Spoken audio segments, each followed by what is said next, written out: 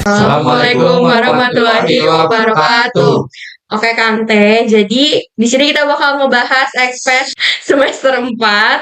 Kita akan ngebahas untuk matkul Aklan ya, Aklan 1 dari kuis yang dikasih sama Pak Iryadi. Untuk soal hitungannya aja tapi bukan soal teori. Mohon disimak dengan baik dan diingat bahwa ini adalah referensi. Jadi belum tentu keluarnya sama kayak gini juga ya. Silahkan Selamat menyaksikan. Oke, pada kali ini kita akan bahas soal yang pertama, yaitu merger dengan negative goodwill. Di sini PowerCorp itu merger dengan Soft Company menjadi Superpower Corporation. Kemudian hasil due diligence itu menunjukkan nilai buku Softco itu $300.000 dan harga pasarnya itu adalah $510.000. Pemilik PowerCorp dan Softco itu sepakat merger dengan harga $488.000. Pembayaran dengan 8.000 lembar saham, nilai nominal itu $10 dan harga pasarnya itu $61. Nah, untuk biaya persiapan mergernya itu adalah $40.000 dan biaya penerbitan saham barunya itu $30.000. Nah, pertama yang harus kita ketahui di sini adalah due diligence. Jadi, due diligence itu adalah pengujian untuk menentukan nilai buku dari perusahaan yang akan kita merger, yaitu nilai buku dari Softco berdasarkan laporan keuangannya. Kemudian due diligence juga itu menilai harga pasar yang wajar, ya. Jadi ada tim akuntan yang akan menilai berapa nilai buku yang terdapat dalam laporan keuangan yang telah diaudit, kemudian fair value atau harga pasar yang wajar dan legal. Oke. Di sini juga kita dapat menentukan si nilai buku ini dari rumus, yaitu total aset dikurangi dengan current liability. Nih, bisa lihat di sini ya, untuk Soft Company di book value-nya nilai buku total asetnya adalah $400.000. Kemudian untuk current liabilities adalah $100.000. Oke, total aset dikurangi current liabilities jadi 300.000, sama kan? Kemudian itu juga bisa dihitung dengan common stock ditambah dengan retained earning. Nih, common stock ini 100.000, kemudian agio sahamnya atau additional paid in capital juga termasuk 100.000 tambah 50.000, kemudian retained earningnya 150.000, itu hasilnya adalah 300.000, sama dengan apa yang tertera dalam soal. Jadi untuk nilai buku rumusnya seperti itu. Kemudian untuk harga pasar itu sama aja, cuman kita lihat dari harga pasar, dari yang fair value-nya. Kalau tadi kan kita lihat dari sini total asetnya 400, kemudian current liabilities-nya 100. Nah, kalau yang fair value-nya itu bisa kita lihat dari bagian yang sebelah sini, yang di kolom tabel yang di kanan, ya. Ini di total, ya, 30.000, 70.000, 90.000, 180.000, 250.000, kemudian dikurangi dengan 110.000 dan didapatlah harga $510.000. Oke. Kemudian setelah mengetahui book value dan fair value-nya, kemudian adalah sepakat merger dengan harga $488.000. Nah, ini adalah cost of investment, di mana eh, Power Crop dengan Soft Company itu memiliki harga kesepakatan sebesar 488.000. Nah, pada umumnya si cost of investment ini biasanya akan lebih mahal dari harga pasar. Begitupun dengan harga pasar akan lebih mahal dari book value-nya. Nah, cuman pada contoh soal kali ini, di sini telah disebutkan bahwa ini merger dengan negatif goodwill. Nah, negatif goodwill ini terjadi apabila si cost of investment ini, harga kesepakatannya, itu lebih murah ketimbang dengan harga pasarnya. Oke, jadi kita mendapatkan keuntungan dari kesepakatan ini. Oke, itu untuk soalnya seperti itu. Oke, kemudian kita lanjut ke dalam jawaban-jawabannya. Pertama, akuntansi merger pada Power Corp itu disuruh untuk menentukan diferensial, membuat perhitungan penerbitan saham baru, membuat jurnal transaksi biaya persiapan merger, membuat jurnal akuisisi aset bersih dari Soft Company, kemudian kertas kerja merger, laporan posisi keuangan Super Power Corp setelah merger. Kemudian dibuatkan juga konteks merger pada Soft Company, yaitu jurnal penjualan aset bersih untuk di-merge, kemudian jurnal untuk menutup pembukaan Soft Company. Oke. Sekarang kita lanjut ke jawabannya. Oke. Di sini yang kita lakukan pertama kali adalah menentukan diferensial atau selisih. Nah, selisih ini itu kita cari dari tiga nilai perusahaan tadi, yaitu ada yang pertama ada nilai buku, kemudian ada fair value, dan ada cost of investment. Nah, dari ketiga ini itu yang kita cari selisihnya atau diferensialnya. Nah, pertama tadi kita udah mengetahui yang pertama itu biaya biaya investasi atau cost of investment. Itu harga kesepakatan.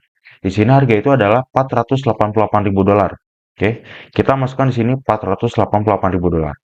Kemudian kita masukkan harga pasarnya, market value atau fair value-nya. Di sini tadi sudah disebutkan harga pasarnya $510.000. Kemudian yang terakhir adalah nilai bukunya yaitu $300.000. Oke, nilai buku ya, book value. Kemudian kita cari selisih antara yang pertama itu antara cost of investment dengan fair value atau dengan market value. Oke, di sini cost of investment itu lebih murah ketimbang harga pasarnya, yaitu 22.000 di sini. Nah, 22.000 ini itu dicatat dengan akun gain on bargain purchase.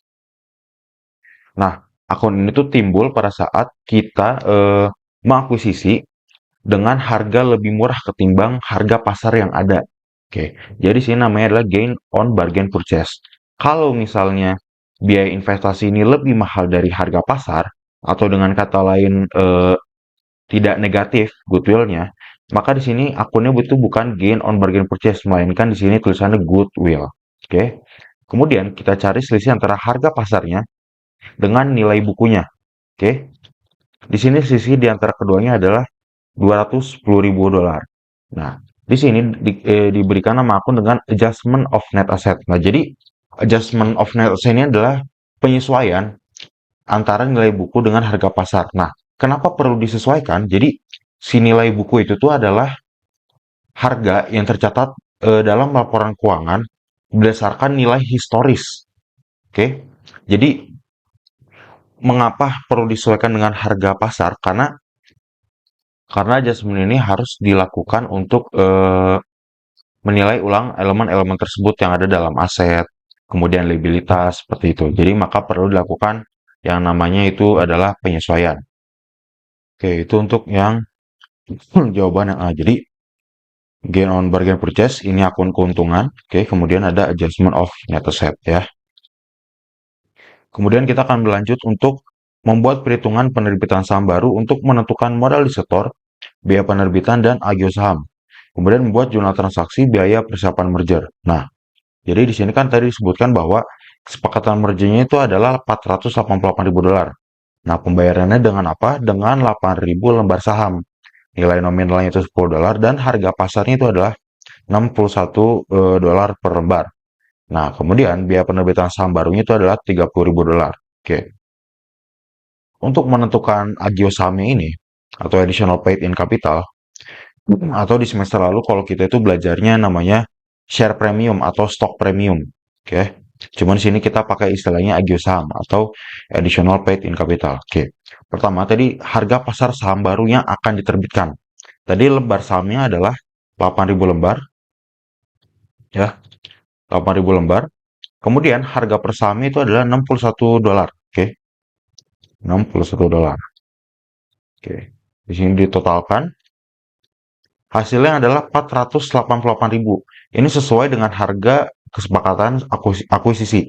Jadi saham itu seluruhnya diterbitkan untuk diberikan kepada Power Corp. Jadi untuk merger, jadi benar-benar keseluruhannya itu diterbitkan hanya untuk merger. Jadi benar-benar 100%. Nah, kita lihat di sini 488.000 sama ya. Kemudian tadi ada biaya penerbitan saham. Oke. Nominalnya adalah 30.000. Nih, di sini ya. Oke, biaya penerbitan saham baru sebesar 30.000. Oke. Kemudian nilai bersih yang disetor itu adalah eh jadi ini adalah jumlah bersih yang akan masuk ke dana perusahaan. Jadi begitu perusahaan nanti kan ini membeli saham ini kan sebesar $488.000, kemudian ada biaya penerbitan saham sebesar 30.000. Nah, nanti jumlah dana yang akan masuk ke perusahaan itu adalah sebesar ini, 458.000, yaitu setelah dikurangi dengan biaya penerbitan saham. Kemudian tadi ada nilai nominal sahamnya berapa tadi, $10 ya. Tetapin di sini. Lembarnya 8.000, kemudian harganya tadi $10. Oke. Oke, 80.000. Nah, selisih antara harga pasar saham dengan nilai nominal saham itu disebutnya dengan agio saham atau share premium atau stock premium atau kalau di sini tuh additional paid in capital. Oke, jadi ini kita kita tinggal kurangin aja 458.000 itu kita kurangkan dengan 80.000. Oke. Jadi untuk agio yang kita punyai itu adalah sebesar 378.000. Oke, kemudian kita akan membuat jurnal akuisisi pembelian aset bersih saham company. Jadi pada saat si Power Corp ini merger dengan sub company, saat itu mengakuisisi atau membeli sub company itu, maka keseluruhan aset dan liabilitasnya akan pindah ke dalam Power Corp atau ke dalam perusahaan mergerannya tadi. Nah, oke. Di sini kita akan membuat jurnalnya. Pertama dari tadi ada biaya untuk persiapan merger. Oke. Tadi di soal udah disebutkan bahwa persiapan mergernya adalah $40.000. Oke, di sini namanya adalah acquisition expense atau beban akuisisi. Ini dibayar dengan menggunakan kas. Kemudian tadi di sini juga ada namanya biaya penerbitan saham. Ya, di soalnya ada biaya penerbitan saham senilai $30.000.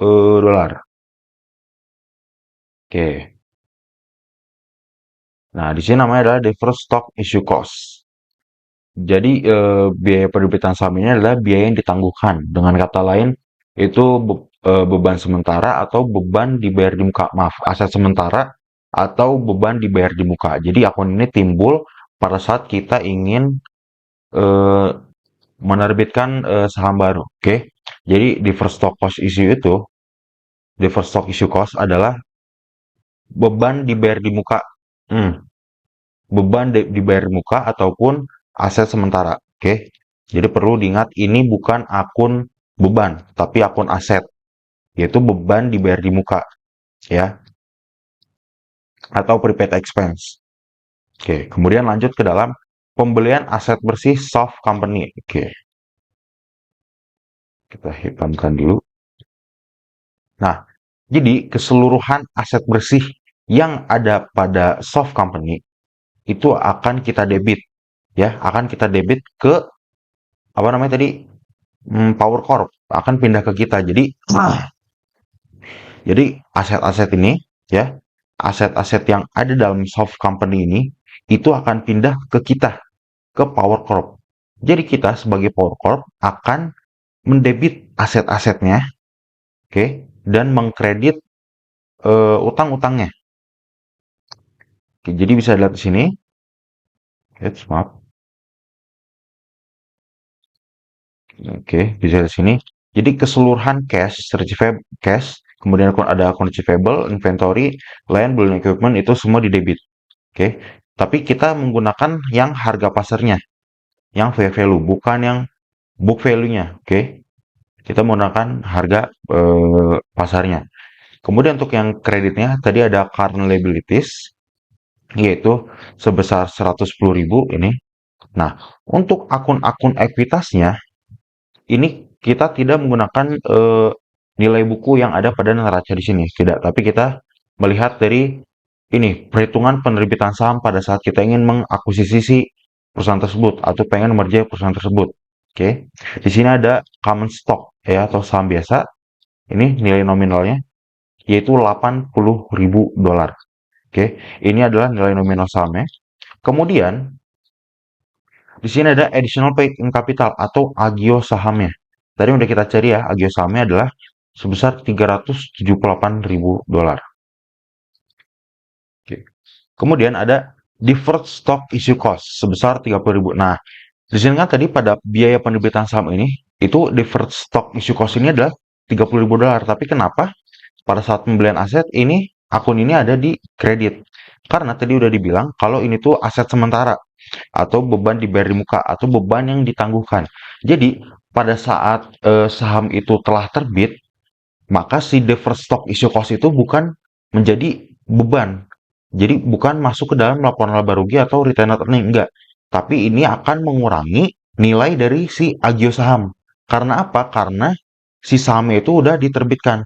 Kecuali kita udah mempersiapkan penerbitan saham, kita udah mendebit akun deferred stock issue cost, tapi si penerbitan saham itu cancel atau tidak jadi, baru akun ini akan menjadi beban.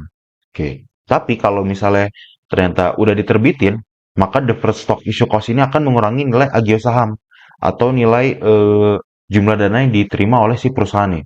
Tadi kan kita udah nyatet juga di sini ya, ada biaya penerbitan saham. Nah, ini tuh mengurangi harga pasar saham yang otomatis juga akan mengurangi agio sahamnya. Oke. Jadi seperti itu ya. Mengapa pada pembelian aset bersih di soft company, di first stock ini tuh ada di bagian kredit. Kemudian ada gain on bargain purchase, yaitu keuntungan pada saat kita ingin mengakuisisi atau merger si soft company ini. Karena harga cost of investment-nya, harga kesepakatannya itu lebih murah dari harga pasar yang ada. Jadi kita mendapatkan keuntungan. Jadi dari sini ya, gain on bargain purchase sebesar $22.000. Oke. Seperti itu untuk yang C, jurnal akuisisi pembelian. Kemudian untuk soal yang D-nya itu lembar kerja neraca merger dengan goodwill negatif atau apa namanya? Worksheet neraca lajur, oke. Jadi kita akan buat neraca lajur ya. Nah, di sini ini sama ya pada umumnya. Jadi ini ada saldo awal dari PowerCorp itu saldo awalnya, kemudian ada nama-nama akunnya. Ada cash, receivable, inventory, kemudian akun barunya yang baru ada di jurnal tadi ada di first stock issue, terus di untuk ekuitas liabilitas juga sama. Nah, ini sama neraca lajur, tinggal kita memindahkan jurnal-jurnal ini ke dalam sini debit kreditnya, tinggal ditulis saja disamain. Cuman bedanya di sini adalah tidak ada akun beban maupun pendapatan. Jadi akun beban pendapatan itu akan langsung masuk ke dalam retained earning seperti itu. Oke. Di sini langsung aja. Oke, langsung kita masukin ya. Tadi debitnya semuanya.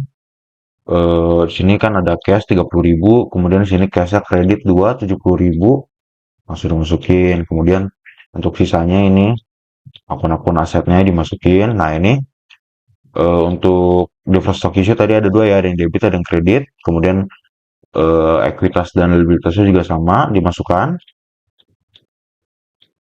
Dan juga ini tadi nih, bebannya itu di dalam retained earning tadi ada acquisition expense, beban. Itu akan masuk ke dalam debitnya retained earning. Kemudian tadi ada pendapatan, gain on bargain purchase nih ya, mendapatkan keuntungan.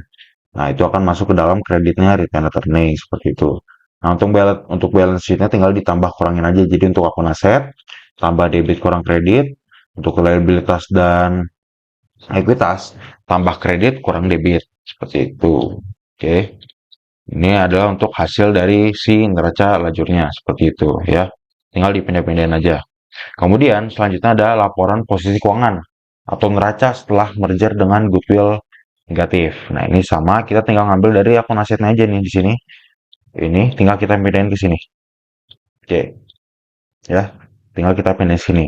Nah, ini kan tadi karena ini goodwill negatif ya, dan ada akun keuntungan karena cost of investment-nya itu lebih murah ketimbang harga pasar, makanya ini namanya gain of purchase. Cuman kalau misalnya ini goodwill yang biasa, ini akan berubah menjadi akun goodwill di dalam debit ya, masuk kelompok aset. Jadi kalau misalnya ini goodwill bukan goodwill negatif, di sini nanti akan ada akun goodwill. Oke, seperti itu. Cuman karena ini negatif, adanya gain on bargain purchase yang masuk ke dalam retained earnings seperti itu ya. Ini tinggal kita masukin aset-asetnya. Oke, oh, maaf ini ada kekeliruan catat ya, sorry. Ini 260, ini 150. Oke.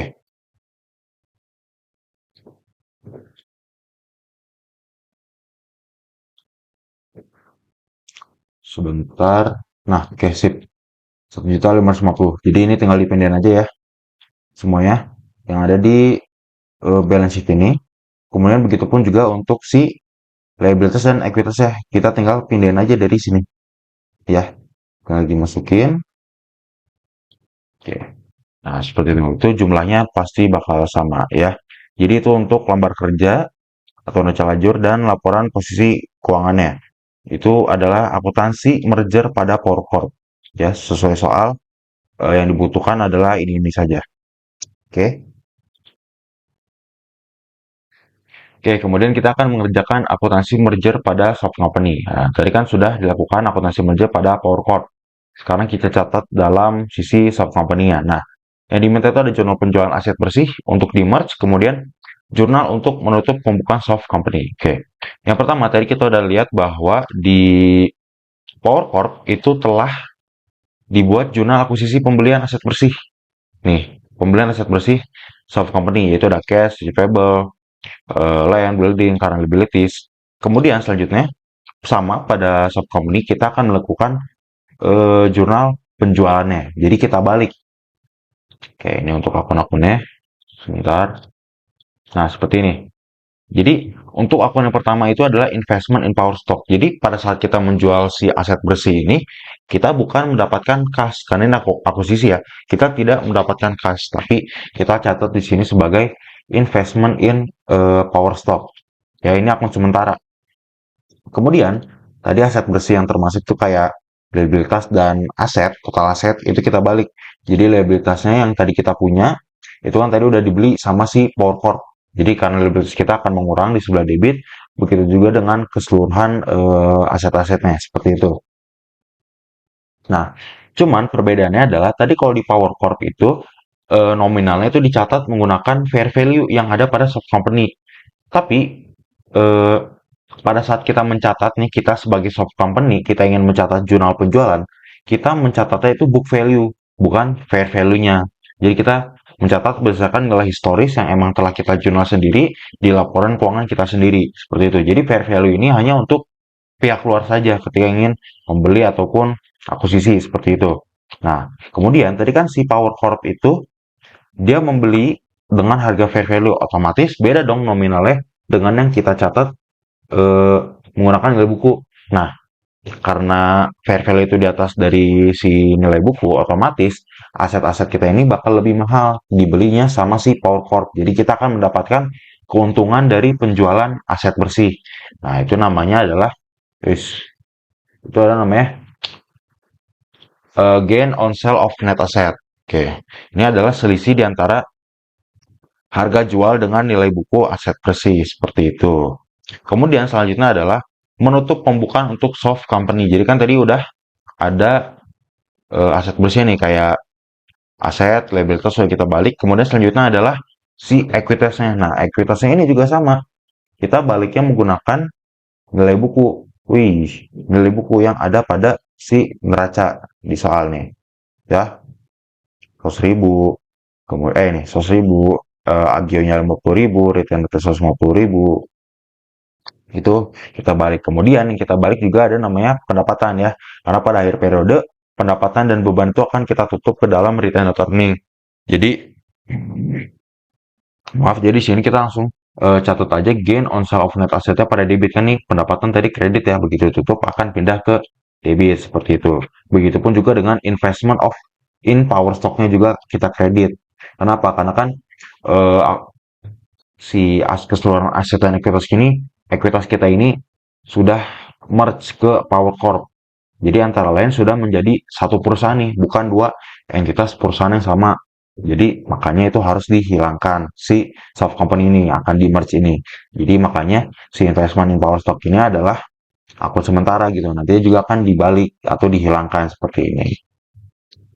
Jadi itu adalah eh, pengerjaan soal pertama yaitu dengan tipe merger dengan negatif goodwill. Jadi untuk jawaban ini jadikan referensi saja. Semoga apa yang dikerjakan ini bisa bermanfaat dan jawabannya benar gitu. Tapi sebenarnya jawaban Bapak sih. Ya, kalau salah ya salahin beliau ya. Ya, pokoknya jadiin referensi aja seperti itu. Oke. Kita akan lanjut ke soal kedua. Oke, selanjutnya di sini kita akan membahas soal nomor 2, yaitu akuisisi dengan menggunakan metode ekuitas. Nah, langsung saja kita baca dulu soalnya terlebih dahulu. Di sini pada tanggal 1 Januari tahun 2019, HQ Corp membeli 30.000 lembar saham dari total 100.000 lembar saham biasa HD Company dengan harga akuisisi sahamnya sebesar 180.000. Nah, di sini kita dikasih tahu untuk laba bersih dan dividen dari HD Company selama tahun 2019 sampai tahun 2021 ini sebagai berikut. Untuk tahun 2019-nya dengan laba sebesar 40.000 dan dividennya sebesar 25.000. Terus di tahun 2020 labanya sebesar 30.000 dan dividennya sebesar 15.000. Di tahun 2021 labanya sebesar 20.000 dan dividennya sebesar 10.000.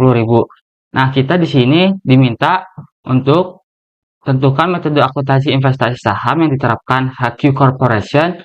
Terus yang kedua di sini untuk kita disuruh jurnal investasi saham, pengakuan laba dan dividen tahun 2019 sampai tahun 2021. Terus yang terakhir kita disuruh mencari nilai saldo investasi saham pada HD Company pada akhir tahun 2019 sampai tahun 2021. Nah, kita langsung saja ke pengerjaannya. Di sini untuk penentuan metode akuntansi investasi saham yang diterapkan oleh HQ Corporation ini dengan cara 30.000 lembar saham dibagi dengan 100.000 lembar saham yang disebar oleh HD Company. Terus dikali dengan 100% keseluruhan. Ketemu di sini angka 30%. Nah, selanjutnya di sini kan kita disuruh untuk jurnal investasi saham, pengakuan laba dan dividen. Nah, untuk jurnal pengakuan investasi sahamnya dengan akun investment in HD stock 30% pada cash sebesar 180.000. 180.000 ini dari harga akuisisi saham yang ada di soal sebesar 180.000. Selanjutnya di sini kita menjurnal untuk mencatat labanya dengan akun investment in HD stock 30% pada income from investee sebesar 12.000. Nah, 12.000 ini berasal dari laba tahun 2019 yaitu 40.000 dikali dengan akuisisi sahamnya 30%. Jadi 30% dikali 40.000 ketemu angka 12.000. Dan untuk menghitung dividennya juga sama di sini menggunakan tahun 2019 yaitu 25.000 dikali akuisisinya 30%. Ketemu 7.500. Di tahun 2020 sama investment in HD stock 30% pada income from investee sebesar 9.000. Untuk di sini menggunakan laba yang tahun 2020 sebesar 30.000 dikali 30%. Terus di sini untuk mencatat dividen tahun 2020-nya dengan akun cash pada investee in HD stock 30%. Ketemu 4.500 dengan dari 15.000 dikali 30%. Untuk laba tahun 2021 menggunakan laba yang di sini 20.000 dikali 30% akuisisi. Ketemu angka 6.000. Untuk labanya sama menggunakan yang tahun 2021 10.000 dikali akuisisinya 30% ketemu 3.000. Nah, untuk nilai saldo investasi saham pada HD Company pada akhir tahun 2019 sampai 2021 di sini untuk saldo awalnya kita menggunakan harga akuisisi saham pada awal sebesar 180.000. Terus untuk laba tahun 2019 kita dari angka jurnal yang sudah kita hitung pada tahun 2019 yaitu labanya sebesar 12.000. Kita masukkan di laba tahun 2019.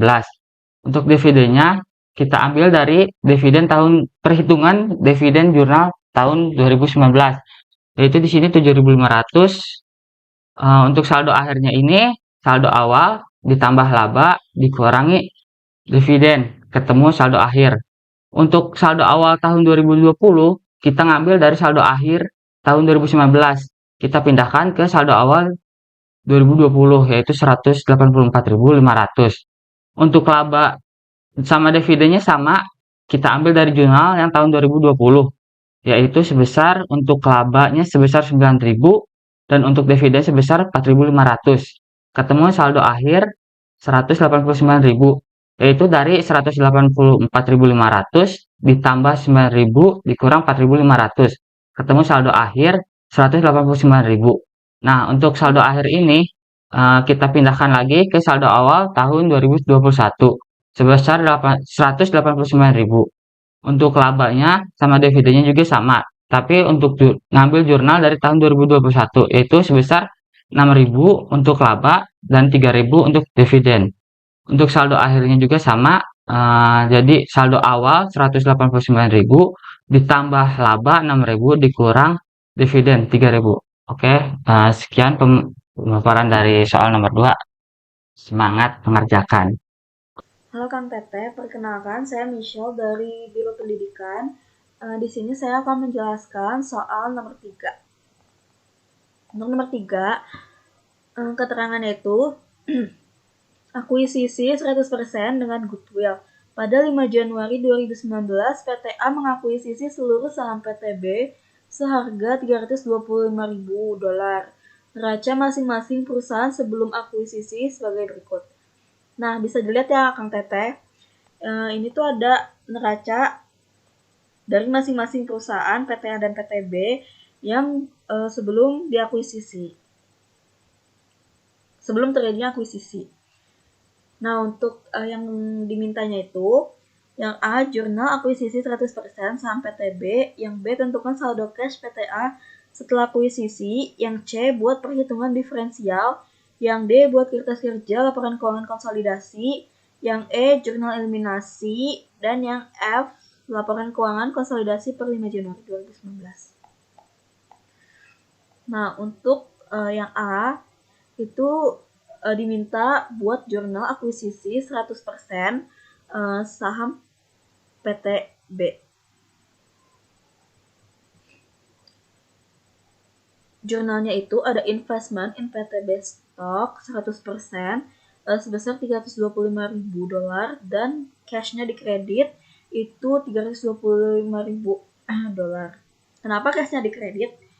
Karena kan kita mengakuisisi saham yang otomatis kita membeli saham dan mengeluarkan uang. Makanya cashnya itu berkurang, jadinya cashnya itu di kredit sebesar $325.000. Untuk yang B, tentukan saldo cash PTA setelah akuisisi. Nah, saldo awal cash PTA itu sebesar $350.000.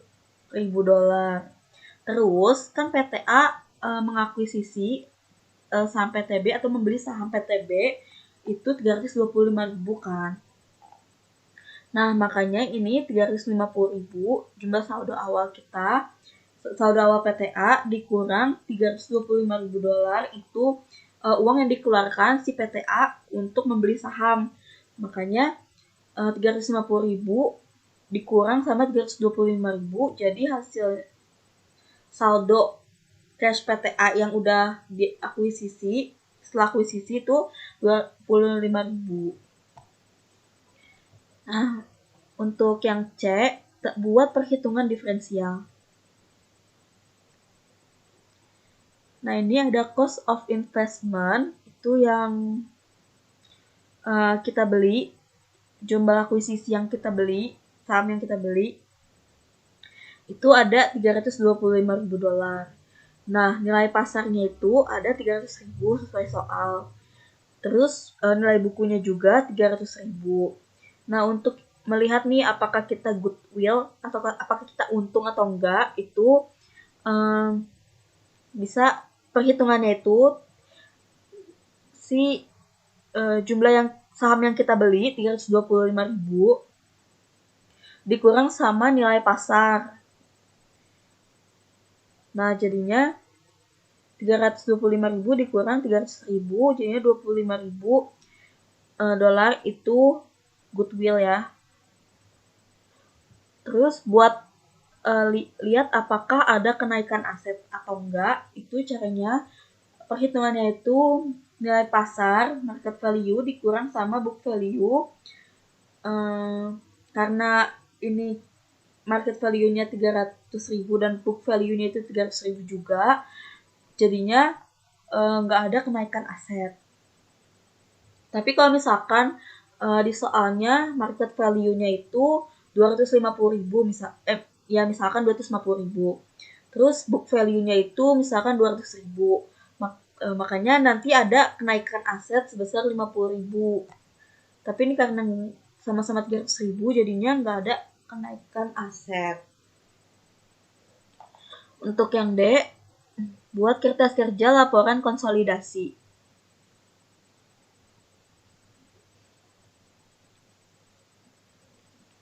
Nah, bisa kita lihat ini ada PTA dan PTB.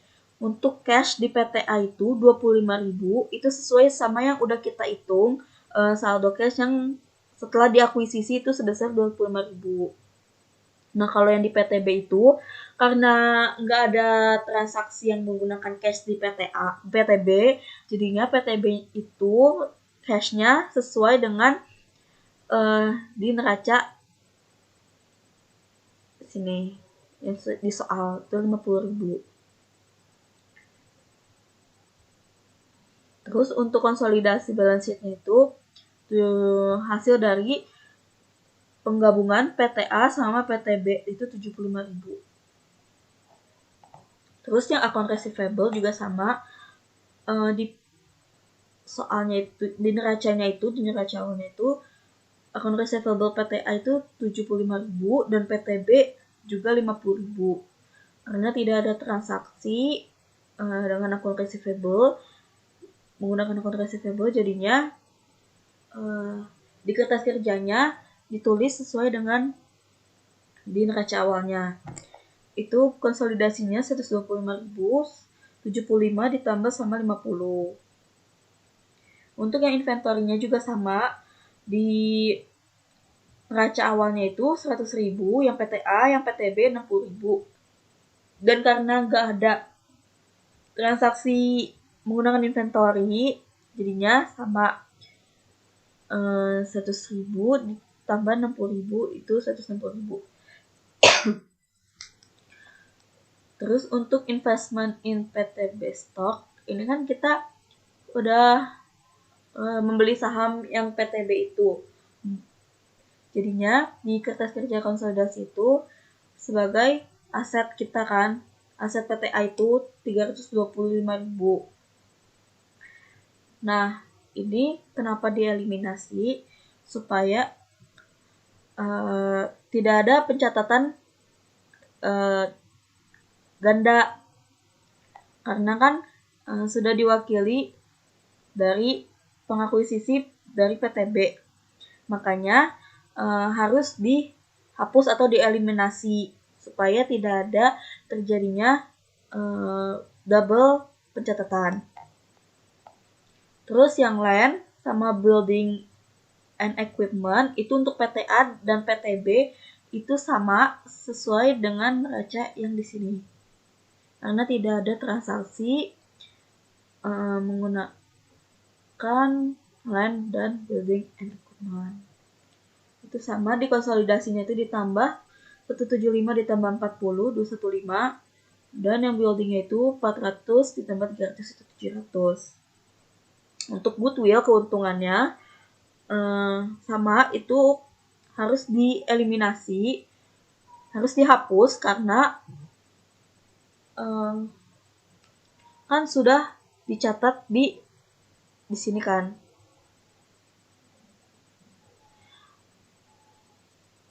Jadinya itu harus dihapus.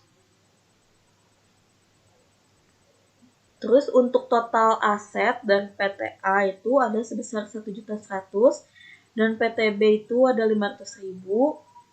Terus untuk konsolidasi balance sheet-nya itu ada 1.300.000. Terus untuk liabilitas dan ekuitas di PTA itu account payable 100.000 dan PTB 100.000. Itu sesuai dengan yang di sini. Karena kita nggak ada transaksi dengan account payable. Terus yang bond payable juga sama. Di sini 200.000 dan 100.000. di konsolidasinya juga jangan lupa ditambahkan dari PTA dan PTB. Oh ya, konsolidasi itu kan penggabungan ya, penggabungan. Jadinya harus ditambah 2. Ini 100 tambah 100 200. 200 tambah 100 itu 300. Untuk common stock-nya atau saham biasa di neraca awal ini 500.000, yang PTA, yang PTB juga 200.000. Ini common stock 500.000, 200.000. Nah, ini kenapa dieliminasi juga, dihapus juga, karena kan si PTB itu buat sahamnya itu kan udah diakuisisi di PTA sebesar 325.000, makanya itu harus dihapus supaya nanti kalau misalkan kita hitung si total sahamnya PTB nanti malah muncul lagi, padahal kan si saham PTB itu kan udah diakuisisi sama PTA kan. Nah, makanya itu si common stock ini, si saham biasa ini harus dihapus di PTB. Nah, sama juga kayak return earning atau laba ditahan ini kan. Kan common stock sama return earning itu kan ekuitas ya. Nah, modal. Terus si PTA itu kan udah mengakuisisi 325.000. Tadi 25.000-nya itu goodwill-nya itu udah dihapus. Terus yang saham biasa yang common stock ini yang di PTB juga udah dihapus 200.000. Terus yang return earning yang di PTB juga harus dihapus karena kan udah diakuisisi sama PTA kan. Jadinya di laporan konsolidasinya itu cuma mencatat yang PTA aja yang 500.000 sama yang return earning yang laba ditahan PTA itu 300.000. Terus supaya dia kenapa dihapus itu supaya nggak ada double entry gitu, nggak ada double pencatatan, supaya balance. Nih untuk total liabilitas dan ekuitasnya itu 1.100.000 sama yang PTB juga 500.000. Yang konsolidasinya juga sama 1.300.000. Terus untuk yang buat jurnal eliminasi. Nah, ini kan common stock itu pindahin dari sini di debit 200.000. Terus laba ditahannya itu 100.000. Goodwill-nya 25.000. Kenapa? Kan saham PTB itu dibeli sama PTA 325.000. Nah, di catatan di neraca ini si PTB itu saham biasanya 200.000 sama laba ditahannya tuh 100.000. Nah, otomatis kan 200.000 sama 100.000 ini kan udah pindah ke PTA kan, karena udah dibeli tuh sama si PTA, jadinya harus dieliminasi. Nih 200. Terus di kreditnya itu investment PTB stock atau investasi, saham investasi PTB-nya itu berkurang $325.000. Terus yang F buat neraca konsolidasi per 5 Januari 2019. Nah, ini tinggal pindahin yang dari ini, yang tes kerja konsolidasi. Cashnya yang dari sini. Pindahin yang dari sini. Cashnya 75.000. Receivable-nya 125.000, inventory-nya 160.000, land-nya 15.000, building dan equipment-nya 700.000.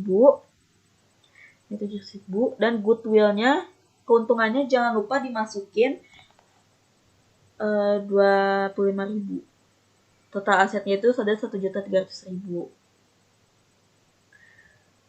Terus buat liabilitasnya itu account payable 200.000, bonds payable-nya itu 300.000, shareholders equity-nya itu saham biasanya 500.000, yang return earning-nya laba ditahannya 300.000. Jadi total liabilitasnya 1.300.000. Kalau misalkan tadi si common stock-nya itu dari PTB nggak dihapus, yang 200.000 ini nggak dihapus, otomatis kan nanti di sininya common stock-nya jadi 700.000 dan return earning-nya jadi 400.000 kan. Di sininya, ininya jadi 700.000, ininya jadi 400.000.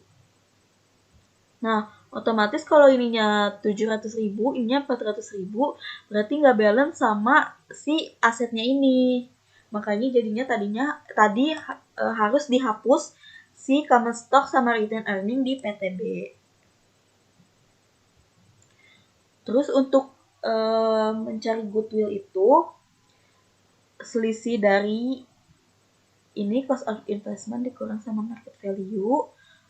Terus kalau goodwill itu hanya dimasukkan di neraca konsolidasi. Oke, segitu aja penjelasan dari soal nomor 3. Semoga Akang Teteh bisa memahaminya. Terima kasih Akang Teteh. Untuk soal nomor 4 itu kita akan membahas akuisisi yang kurang dari 100% dan tanpa diferensial. Pada 5 Januari 2019, PTA mengakuisisi 80% saham PTB seharga $240.000. Pada saat akuisisi, harga pasar aset bersih PTB sama dengan nilai bukunya. Neraca masing-masing perusahaan sebelum diakuisisi adalah sebagai berikut. Oke, sekarang kita lihat dulu untuk neraca sebelum diakuisisi. Ada di sini PTA sama PTB. Untuk bagian atas ini aset, terus yang bagian bawah itu liabilities ditambah ekuitas. Oke, untuk kasnya di PTA ada $350.000, PTB $50.000. Account receivable $75.000, PTB $50.000. Inventory di PTA $100.000, di PTB $60.000. Land di PTA ada $175.000, di PTB ada $40.000. Buildings and equipment untuk nilai bersihnya di PTA itu ada $400.000 dan PTB itu $300.000. Terus ini totalin semuanya. Terus untuk account payable-nya di PTA ada $100.000, PTB juga sama $100.000. Maaf ya teman-teman. Lalu bonds payable di PTA ada $200.000, PTB ada $100.000. Common stock-nya PTA $500.000, PTB $200.000. Dari return earnings di PTA ada $300.000, PTB $100.000. Terus ditotalin karena ini adalah neraca, jadi untuk untuk total aset itu harus sama dengan total liabilities dan ekuitas. Di sini sama ya, untuk PTA itu ada di $1,1 juta, di PTB itu ada $500.000. Oke, selanjutnya kita lihat nih apa yang diminta dari soal. Yang pertama, jurnal akuisisi 80% saham PTB. Jurnal, berarti ini tuh jurnal saat si PTA ini membeli saham si PTB senilai 80% itu jurnalnya kayak gimana sih? Terus untuk yang permintaan ke B itu tentukan saldo cash PTA setelah diakuisisi. Nah, di sini kan cashnya tuh $350. Berarti setelah dia beli saham PTB yang 80% itu, kasnya jadi berapa? Terus yang C, buat perhitungan diferensial. Ini kan tanpa diferensial ya, tapi kita tetap aja nih harus hitung perhitungan diferensialnya supaya kita tahu ada menunjukkan goodwill atau enggak. Terus abis itu ada kenaikan aset atau enggak. Walaupun kalau diferensial itu sebenarnya nggak ada goodwill dan si kenaikan aset atau penurunan aset, tapi karena ada 20% saham yang bukan dimiliki sama PTA. Jadi saham PTB itu keseluruhannya 100%. Tapi 80%-nya dimiliki PTA atau perusahaan induk, sedangkan 20% yang lain itu dimiliki oleh pihak eksternal atau pihak ketiga di luar dari si perusahaan induk dan perusahaan anak ini. Nah, disitulah kita melihat nilai dari saham yang tidak dimiliki oleh si PT induk itu berapa sih. Makanya kita tetap harus membuat perhitungan diferensialnya. Terus yang D itu buat kertas kerja LK konsolidasi. Nah, sebelum kita membuat sampai ke laporan keuangan konsolidasi, itu perlu kertas kerja kayak worksheet-nya gitu. Karena ada beberapa hal yang harus dieliminasi dari perusahaan yang B ke perusahaan A saat dikonsolidasi. Nah, makanya di E itu kita diminta untuk membuat jurnal eliminasinya. Jadi setelah kita hitung pengeliminasian di kertas kerja, itu kita buat jurnalnya, apa aja sih yang dieliminasi. Terus yang F, sajikan neraca atau LK konsolidasi per 5 Januari 2019. Nah, ini kita akan buat neraca kayak gini juga, tapi yang sudah dikonsolidasi. Jadi, nggak akan ada si PTA atau PTB, nggak dibedakan lagi kayak gini. Jadi, udah neraca PTA dan perusahaan anak gitu, atau subsidiary.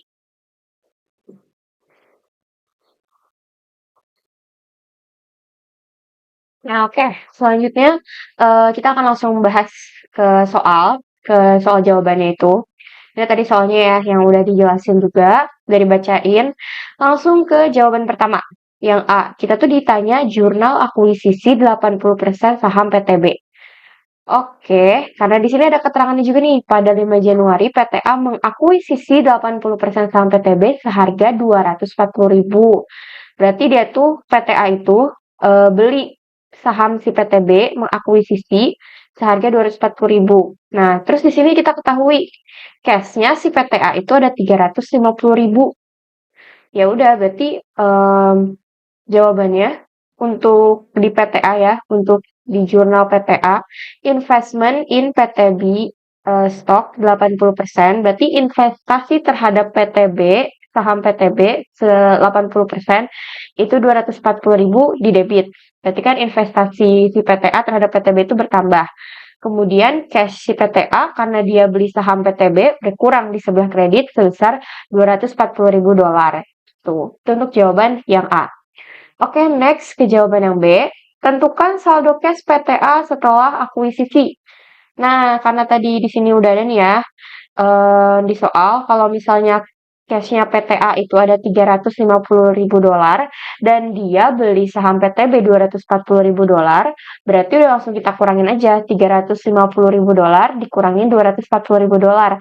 Berarti sisa kas yang dimiliki oleh PTA setelah mengakuisisi adalah $110.000.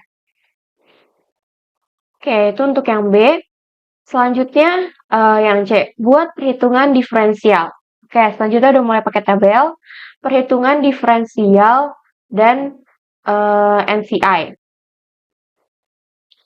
Nah, oke, NCI itu apa sih? NCI itu Net Controlling Interest. Net Controlling Interest, maaf, bukan investment. Jadi, si NCI ini tuh yang tadi udah dijelasin di awal juga, dia tuh bakal menjelaskan atau memperlihatkan hitungan dari 20% saham yang bukan dimiliki oleh perusahaan induk. Karena kan dia cuma mengakuisisi 80%, kurang dari 100%. Berarti sisanya yang 20% ini dimiliki oleh pihak ketiga. Nah, yang dimiliki oleh pihak ketiga itu nilainya berapa? Makanya kita memerlukan perhitungan diferensial, walaupun di soalnya itu tadi akuisisi kurang dari 100% tanpa diferensial. Oke, untuk perhitungan diferensial, ini tabelnya.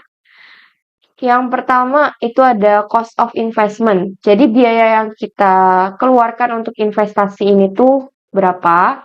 Terus fair value atau nilai pasar dan book value atau nilai buku dari saham si PTB. Oke, PTB 100% itu sahamnya ada senilai $300.000. Nah, ditanya nih $300.000 itu dari mana? Karena kan kita informasi awalnya itu si PTA beli saham PTB 80% nilainya $240.000. Berarti untuk tahu kalau PTB 100% itu ada berapa, si $240.000 ini tuh ini dikali 100 dibagi 80 untuk ngelihat keseluruhannya kalau 100% itu berapa. Nah, dilihat kan hasilnya itu $300.000. Lalu Kita lihat nih selisihnya antara si $300.000 dengan $240.000. Berarti 20% yang dimiliki oleh pihak lain itu nilai investasinya adalah $60.000. Kemudian fair value, book value itu sama $300.000. Kenapa sama? Soalnya udah ada keterangan nih di soal. Kalau misalnya harga pasar aset bersih PTB itu sama dengan nilai bukunya. Jadi untuk nilai buku, nilai pasar, dan investment itu semuanya sama $300.000. Karena udah tertera di soal. Terus untuk yang PTA juga berarti sama, tidak ada perubahan, $240.000 juga. Nah, setelah itu baru kita tinggal cari selisihnya kalau untuk NCI atau nilai yang dimiliki oleh pihak ketiga. Tinggal $300.000 dikurangin $240.000. Atau bisa juga nih hitungannya tuh dari yang $300.000 ini dikali 20%. Itu sama dengan 60.000. Gitu. Nah, untuk diferensialnya itu nggak ada. Kenapa? Karena normalnya itu kan cost investment nilainya itu lebih besar daripada fair value, dan fair value itu lebih besar daripada book value. Sedangkan di sini cost of investment dikurangi market value atau fair value itu sama 0. Tidak ada perbedaan gitu. 300.000 dikurangi 300.000 ya 0, nggak ada perbedaannya. Terus untuk market value atau fair value dikurangin book value juga sama 300.000. Berarti tidak ada kenaikan aset ataupun penurunan aset. Sehingga untuk diferensialnya itu tidak ada. Tapi kita di sini bisa tahu nih kalau misalnya ada NCI atau nilai yang dimiliki oleh pihak ketiga itu 20%-nya adalah $60.000. Oke, lanjut ke pertanyaan D, buat kertas kerja atau worksheet dari LK untuk LK konsolidasi atau laporan keuangan konsolidasi. Oke, lanjut. Ini tabelnya. Kalau untuk akun-akunnya ini sama kayak di soal ya, tinggal masukin aja akun yang ada di sini. Ada cash, account receivable, inventory, land, buildings and equipment. Terus untuk yang liabilities dan ekuitas itu ada account payable, bonds payable, common stock, dan retained earning. Cuman ada tambahan. Kalau misalnya di aset, tambahannya itu adalah nilai investasi terhadap PTB. Kenapa kita tambahin? Nah, di sini kan kita ada nambah jurnal ya dari PTA yang di pertanyaan yang A itu investasinya kita debit atau kita tambahkan 80% itu adalah $240.000. Berarti itu masuk nih ke laporan keuangan konsolidasi. Investasinya bertambah di PTA $240.000. Terus itu tambahan untuk yang di aset. Sisanya ini sama seperti yang di soal akun-akunnya. Terus untuk liabilities dan ekuitas itu ada nambah minority interest atau NCI, not controlling interest, nilai yang dimiliki oleh pihak ketiga. Nah, itu tuh awalnya kan minus ya, sama-sama nggak ada nih kosong. Nanti itu akan bertambah di jurnal eliminasi karena dia tuh masuknya ke dalam liabilitas dan ekuitas, berarti kan saldo normalnya itu kredit. Nah, karena si saldo normal kredit ini berarti si 60.000 ini akan masuk ke consolidated balance sheet-nya $60.000 gitu.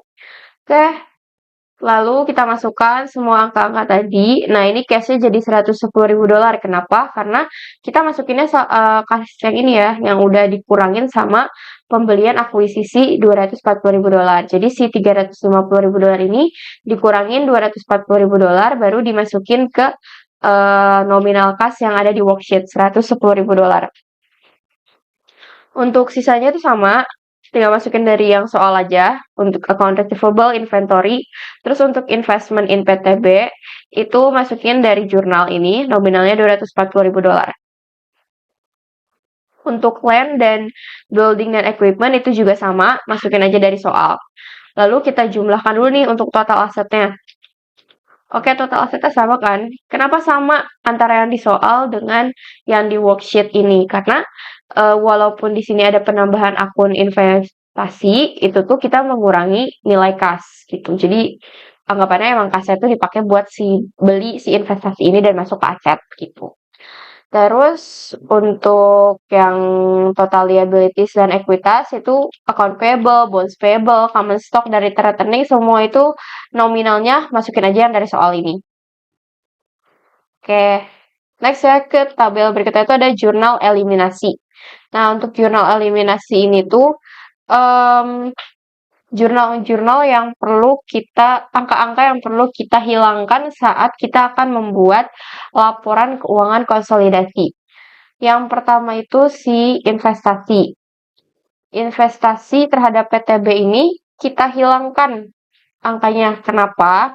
Karena anggapannya itu PTB sudah menjadi perusahaan anak dari si PTA. Jadi investasinya itu jadi kita jatuh itu bukan investasi, emang udah penggabungan antara PTA dan PTB. Makanya si $240.000 ini kita kredit jadi 0.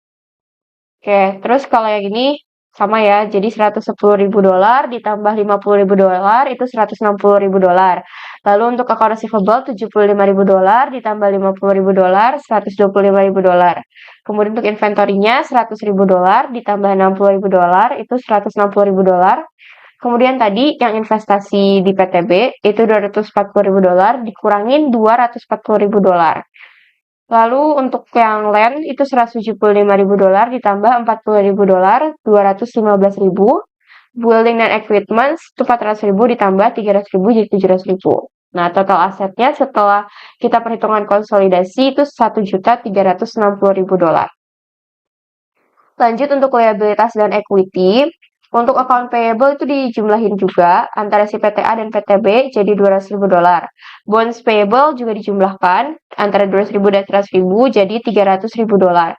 Nah, untuk si common stock ini itu kita kurangin $200.000 yang si PTB. Kenapa dikurang? Karena anggapannya itu si PTA ini kan udah mengakuisisi PTB. Jadi si saham ini juga kan udah dibeli ya sama si PTA. Berarti yang $200.000 ini tuh udah masuk ke dalam perhitungan yang PTA aja gitu. Bukan si perhitungan PTB lagi. Makanya kita kurangin $200.000. Jadi $500.000 ditambah si PTB ini $200.000. Tapi harusnya kita eliminasi lagi $200.000. Karena PTB sudah diakuisisi dengan PTA. Jadi $500.000. Kemudian untuk return returning juga sama untuk laba ditahannya. Kenapa? Karena kan perusahaan B ini tuh udah anggapnya udah nyatu atau udah diakuisisi sama si PTA. Jadi di laporan keuangan konsolidasi itu labanya kita nggak lagi mengakui laba ditahannya itu PTB, kita mengakui laba ditahan PTA aja. Jadi $300.000 dikurangi $100.000 ditambah $100.000 yang si PTB dan dieliminasi lagi $100.000. Jadi $300.000 aja untuk laba ditahan yang kita miliki.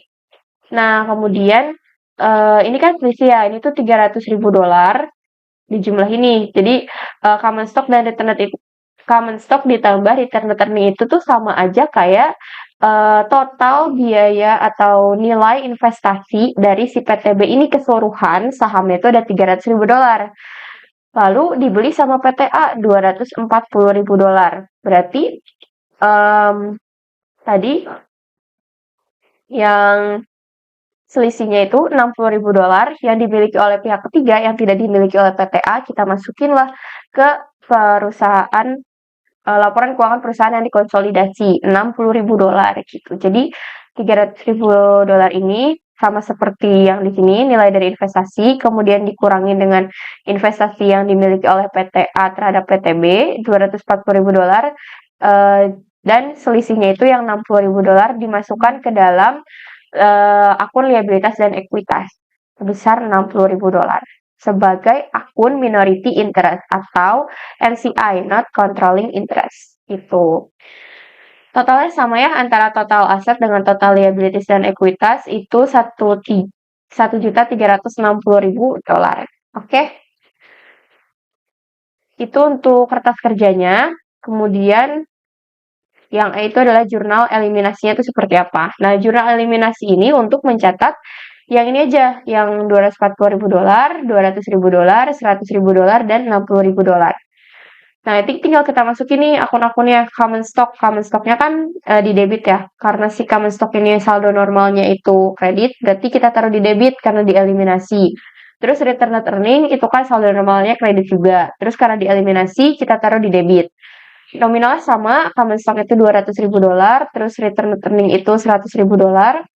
Lalu investment in PTB itu saldo normal debit. Pas dieliminasi makanya kita kredit $240.000 dan kita tambahkanlah di akun minority interest-nya itu di kredit karena saldo normal si minority interest ini kredit ya berarti kalau ditambah kita memang taruh itu di kredit. Totalnya adalah $60.000.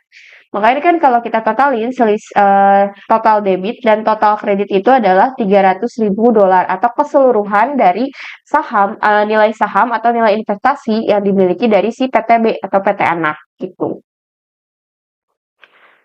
Lalu selanjutnya untuk yang F itu sajikan neraca laporan keuangan konsolidasi per 5 Januari 2019.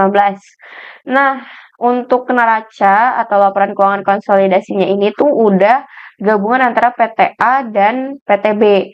Jadi kita udah nggak nulis lagi kayak di soal nih ada data PTA, ada data PTB, tapi langsung yang di sini yang udah tadi kita kerjakan di kertas kerja atau worksheet. Nilai keseluruhan dari ini.